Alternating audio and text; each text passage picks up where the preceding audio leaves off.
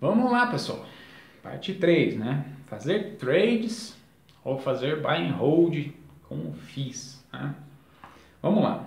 O day trade funciona, né, nos FIIs, na minha opinião, né, quando a pessoa tem poucas cotas, né? Para fazer day trade com poucas cotas, a gente teve um caso lá no blog que a gente acompanhou de perto. A pessoa conseguia, né, ser muito eficiente nos day trades, fazia com dezenas de fundos, né? Basicamente ele ficava comprando e vendendo diferença de preços, né? Porque como eu falei, vocês têm que ter, né, alguém disposto a vender, alguém disposto a comprar, e às vezes entre a oferta de compra e a de venda tem uma diferença. Então a pessoa ficava ali no book tentando se posicionar na primeira ordem de compra, na última de venda, para poder, né, ficar operando ali a diferença e acumulando, né, resultado disso. Normalmente esse tipo de profissional acaba não tendo, né, o de investidor tem que ter muito tempo, porque requer bastante tempo, né, para você ficar acompanhando, e acaba não tendo uma carteira. Ele vai tendo ali, onde tem liquidez, onde tem diferença de preço entre compra e venda, ele vai atuando praticamente como um fornecedor de liquidez, né? Ele vai lá e compra de quem está querendo vender primeiro e vende para quem está querendo comprar primeiro.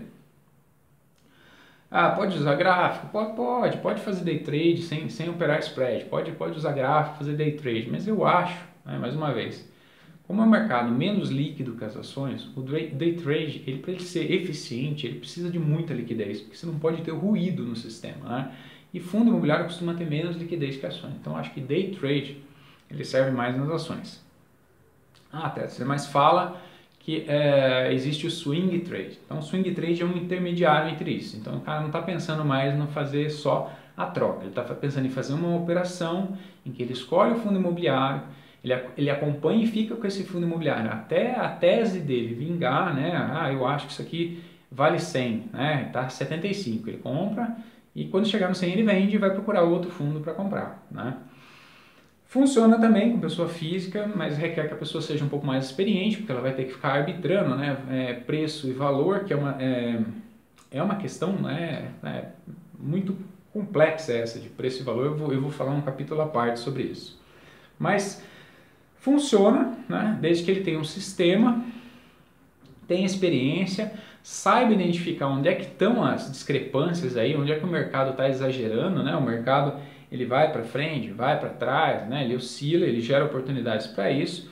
E meu ponto de vista, talvez seja, né, o único tipo de trade que vai funcionar para a maior parte das pessoas físicas que depois de serem buy and hold por um bom tempo querem, né, procurar uma sarninha para se coçar. Não, eu quero fazer aqui, quero um dinheirinho extra, eu vou fazer um swing trade. Então ele não tem muito aquela pressa do dia, né, de comprar e terminar o trade no dia. Já é uma grande coisa, uma coisa que eu falo no meu livro, né? Ponha sempre o tempo em seu favor, porque toda vez que o tempo está contra, a chance de você tomar uma invertida é muito grande. Então, o swing trade pode ser uma estratégia viável, mas eu acho que é mais para o investidor, não é para o investidor iniciante. Para o investidor iniciante, eu acho que a estratégia mais adequada, a filosofia mais adequada ali é esse buy and hold, né? É fazer um primeiro estudo, como eu falei no outro vídeo, escolhe os fundos, monta uma carteira, vai preenchendo ela e vai fazendo ela crescer. Então, sua única preocupação vai ser o quê? Todo mês escolher quem que você vai comprar, trazer o dinheiro para a conta da corretora, dividir ali e fazer as compras e acabou. É um evento mensal e um outro evento mensal para ler os relatórios quando eles saírem, para estar informado para decidir a sua próxima compra, né? De repente você gostou mais do desempenho de um fundo, mais de outro e por aí vai. Então, o buy and hold põe o tempo a seu favor, né? Quanto mais tempo passa, mais cotas você tem. Você já fez, né, o investimento de tempo na escolha dos fundos, é mais um acompanhamento, escolher se ele continua bom ou não. E também não vai ficar, né? Tem muita gente que não gosta, gente. É incrível que pareça, o pessoal não gosta de vender, tem que preencher DARF, muda a declaração de imposto de renda, tem que lançar.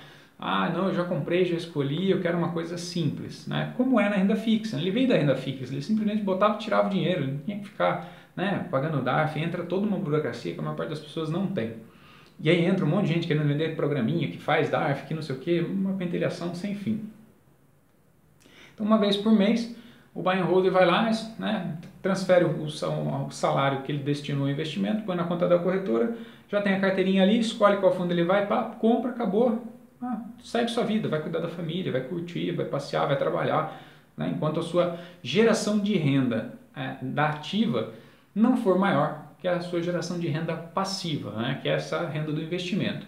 Vai ter o break-even, em que as duas vão igualar, e vai ter um momento em que a renda passiva vai gerar mais receita do que o salário, então você ficou financeiramente independente. Você pode parar, você não precisa parar, né? Você pode parar de trabalhar, que você vai ter o fluxo de rendimentos que pagam as suas contas.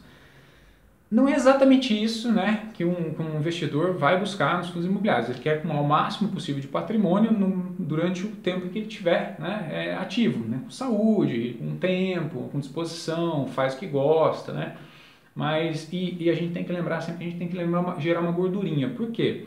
Numa crise os rendimentos vão cair, né? Então você tem que ter, né, um colchão de conforto aí. Então, você não pode gerar R$1.000 de renda e ter R$1.000 de despesa e achar que você está pronto, já atingi independência financeira. Não é assim, né? Você tem que ter uma bela gordura para uma eventualidade, né? Como a gente tem, né, nos casos normais.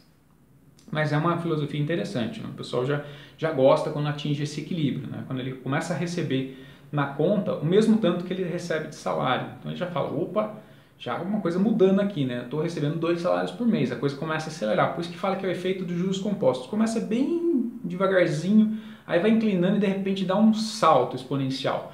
É nessa fase do salto exponencial que a pessoa vê que todo aquele trabalho de economia feito lá no começo deu certo, né? Então uma vez por mês faz a transferência.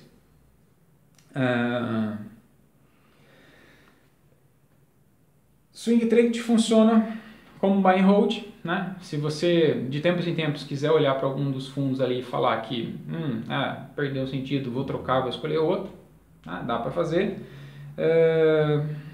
E o day trade vai simplesmente ficar olhando o preço, né? Não tem muito que evoluir nessa brincadeira aí.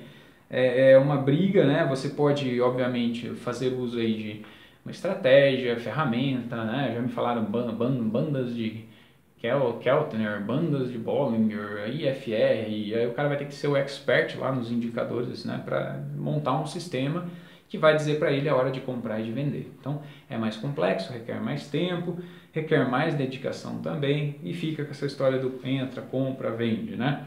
E lembra que eu falei para vocês da questão de preço e valor? Então, preço é aquilo que você leva, né? É aquilo que você, preço é o que você paga, né? Valor é aquilo que você leva, né? Então isso tem que ficar bem claro na cabeça do investidor, né? Se preço é aquilo que está sendo negociado ali na bolsa e valor é o que está por trás da cota, eu preciso estudar o fundo para saber o que estou levando para ver se aquele preço é um preço, né, interessante. Tetz, mas preço não importa, né? Isso é uma frase que dá discussões homéricas, né? Por que o pessoal fala que preço não importa? Porque nessa fase de acumulação, para o pequeno investidor, o que é importante para ele? É importante para ele acumular cotas.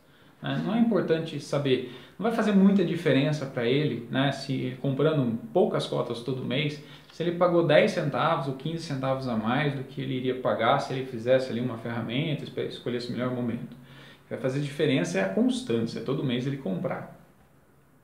Mas preço importa sim, então é crucial para você determinar se você não está entrando num momento de exagero do mercado, né? O mercado de renda variável, ele oscila muito, né? Ele fica muito entusiasmado, muito eufórico, ele joga uma cotação para um patamar que normalmente não é um patamar sustentável e depois ele volta e corrige e exagera na correção. Então, o pessoal do swing trade tenta pegar esses momentos, né? Comprar no momento de exagero, que está todo mundo vendendo, apavorado, o mundo vai acabar, a Covid chegou, e aí ele vai lá e compra, né? Está todo mundo vendendo, ele compra. E no momento de euforia, como foi o final, por exemplo, de 2019, né? Perspectivas enormes, né? Economia, presidente, todo mundo feliz, os preços exagerados, né? O pessoal começou, né, a avaliar e vender. Ao longo da sua vida de acúmulo, o buy and holder vai passar por vários desses ciclos, e eles estão cada vez mais recorrentes. Então acostumem-se a ver a cotação cair, acostumem-se a ver a cotação subir. O importante é saber onde está o valor. O valor está sempre na qualidade, o valor está na localização, o valor está na boa gestão.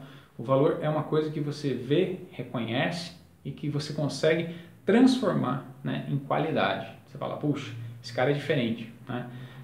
A gestão é diferenciada, ela é isenta quando o dinheiro está parado, ela dá um atendimento especial, ela dá desconto quando ela está com fundos da própria casa, né? Ela olha o lado do cotista. Então, sempre que ela olhar o lado do cotista, essa qualidade vai sobressair. E lembrar, né, que esse mecanismo de avaliação de valor, né, ele vem muito de duas fontes, né? Você tem, no caso dos imóveis físicos, né, uma vez por ano um laudo de um avaliador, né, uma empresa que faz avaliação, está habituada a fazer isso, e vai dizer quanto aquele prédio vale. E 365 dias que os investidores vão dizer o quanto ele vale, né? E é a diferença entre esses dois valores aí que vai fazer com que o pessoal, né, ache que tem uma vantagem, uma hora comprando por menos, né? O avaliador falou lá que custa, né, que o prédio vale 100, né, e a cota está negociada 90, você vai ver aí 10% de desconto e vai ver que é o momento assim, que vai ser o contrário, né? Então, essa questão da avaliação dos ativos e quando você faz a tua aquisição, né, saber se o preço que você está pagando é um preço justo, tem muito a ver com isso, né? Muita gente simplesmente vai pela renda, né, o preço é o que está lá, e aí depois descobre que aquela renda não continua, ele pagou 50 e de repente a cota vai a 25. O que aconteceu? Né, ele não fez o estudo, não encontrou o valor, não descobriu que aquele fundo estava com um problema, né, e como os fundos imobiliários são muito, né, relacionados com renda, toda vez que falta renda a cota costuma cair, toda vez que a renda sobe a cota costuma subir também, né? Para acompanhar essa relação, né? Lembra que eu falei que são ativos reais? Então, a reavaliação do imóvel leva a uma reprecificação do aluguel, que leva a um aumento da renda por cota, que leva a um aumento da cotação. Então, no ciclo longo, 15, 20 anos, a gente espera, né, que o investimento em FIIs, né, traduza-se numa valorização muito acima da inflação. Tá bom? Vamos lá para a próxima parte em que eu vou falar de carteiras, para que a gente possa dar continuidade aqui. Já interromper aqui, seguimos já.